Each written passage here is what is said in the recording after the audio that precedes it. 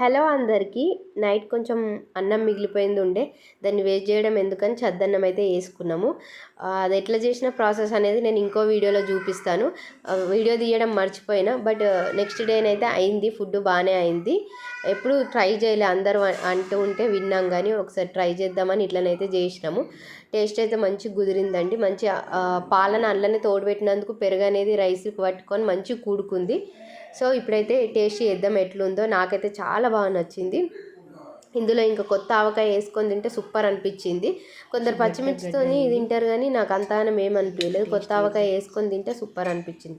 So ఇది మన video కనుక మీకు నచ్చినట్టయితే లైక్ చేయండి, షేర్ చేయండి, సబ్స్క్రైబ్ చేయండి. కింద కామెంట్ చేయడం మాత్రం మర్చిపోకండి. ఇది హెల్త్కి చాలా మంచిది. వీక్కి 1 అన్న తినడానికి ట్రై చేయండి. ఇందులో ప్రోబయోటిక్స్ బాగుంటాయి. ఈవెన్ పచ్చళ్ళలో కూడా ప్రోబయోటిక్స్ బాగుంటాయి.